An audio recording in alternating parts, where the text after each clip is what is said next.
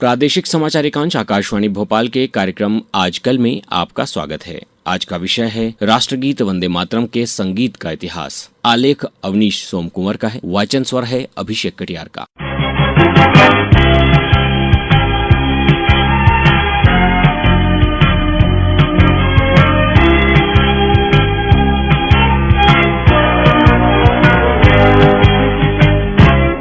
राष्ट्रगीत वंदे मातरम के संगीत का एक दिलचस्प इतिहास है।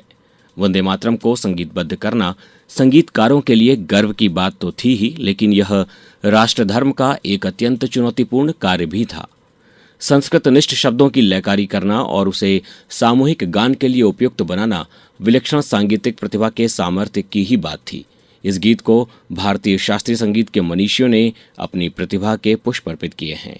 वंदे मातरम की पहली धुन गुरुदेव रविंद्रनाथ टैगोर ने बनाई और राष्ट्रीय कांग्रेस के 12वें अधिवेशन में स्वयं प्रस्तुत की। 1904 ईस्वी में रविंद्रनाथ टैगोर की आवाज में ही वंदे मातरम का पहला ग्रामोफोन रिकॉर्ड बाजार में आया।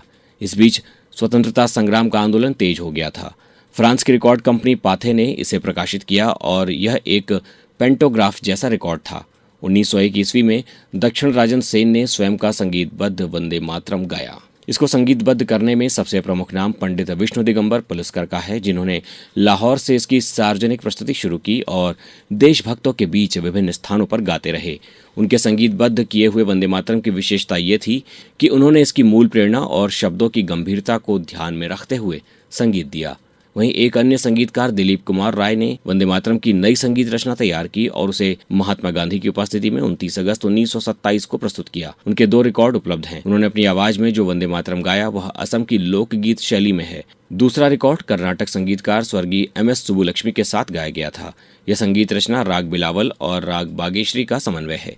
वंदे मातरम के संगीत से जुड़ा एक अन्य नाम मास्टर कृष्ण राव का है। उन्होंने अकेले ही इसकी प्रस्तुतियां देना शुरू की थीं और इसको राष्ट्रगीत का दर्जा दिलाने के लिए प्रयत्नशील रहे। पूना में जन्मे मास्टर कृष्ण राव एक गायक अभिनेता थे। उन्होंने राग झंझौटी में वंदे मातरम तैयार किया जो सार्वजनिक गायन के लिए उपयोगी था। पंडित पलुस्कर ने वंदे मातरम को राग काफी में प्रस्तुत किया। इसी राग में निबद्ध पंडित ओंकारनाथ ठाकुर का गाया वंदे मातरम खूब सराहा गया। उन्होंने इसका संपूर्ण गीत गाया। बाद में जब 1947 में सरदार वल्लभ भाई पटेल ने स्वतंत्रता दिवस की सुबह आकाशवाणी पर वंदे मातरम गाने के लिए उन्हें आमंत्रित किया तो ओंकारनाथ ठाकुर ने सावधान की मुद्रा में पूरा वंदे मातरम गाया। 1935 से 1952 ईस्वी के बीच कई विख्यात संगीतकारों ने वंदे मातरम को संगीत दिया। उनमें से प्रमुख मराठी रंगमंच के अभिनेता केशवराव भोले, विष्णुपंत फगड़ीस, VD अभ्यंकर, मास्टर कृष्ण राव और दिलीप कुमार राय प्रमुख हैं। विष्णुपंत फगड़ीस ने वंदे मातरम को राग सारंग में प्रस्तुत किया। उस सभा में गोविंद वल्लभ पंत, पंडित पट्टाभी सीतारमैया, दादा धर्माधिकारी भी उपस्थित थे। इसके बाद मोगूबाई कोडिकर ने राग मिश्र खंबावती में इसे गाया। बाद के समय में तिमिरबन भट्टाचार्य ने राग दुर्गा में वंदे मातरम की संगीत रचना की जो ब्रिटिश बैंड पर भी बजाया गया। राग दुर्गा की धुन मार्च पास्ट में बजने वाले गीत की तरह है। राग दुर्गा की धुन को नेताजी सुभाष चंद्र बोस ने सिंगापुर रेडियो से प्रसारित करवाया जब उन्होंने आजाद हिंद फौज की स्थापना की थी।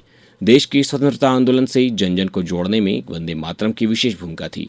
लोगों में देश प्रेम और आज़ादी पाने की अभिलाषा बढ़ाने वाली इस रचना का ही प्रभाव था जब भारत के कोने कोने से अंग्रेजों को वापस अपने देश जाने के लिए आवाजें तेज होती गईं। इस गीत ने नागरिकों के स्वाभिमान को जगाकर संगठित रूप से राष्ट्र के सम्मान को कायम रखने के लिए जुनून पैदा किया। राष्ट्रगान की धुन के संबंध में यह महसूस किया गया है कि उसमें शब्दों से ज्यादा धुन का महत्व होता है। इस धुन को न केवल भारतीय संगीत की खूबी का प्रतिनिधित्व करना चाहिए बल्कि कुछ हद तक पश्चिमी संगीत के लिए भी सुविधाजनक होना चाहिए, जिससे उसे ऑर्केस्ट्रा तथा बैंड पर विदेशों में भी आसानी से प्रस्तुत किए जा सके। भारत की स्वतंत्रता के संग्राम में ऐतिहासिक योगदान देने वाले गीत वंदे मातरम को राष्ट्रगान जन गण मन के बराबर सम्मान रहेगा और उसे बराबरी का दर्जा प्राप्त होता रहेगा। संसद तथा विधानसभा में वंदे मातरम का गायन किया जाता है।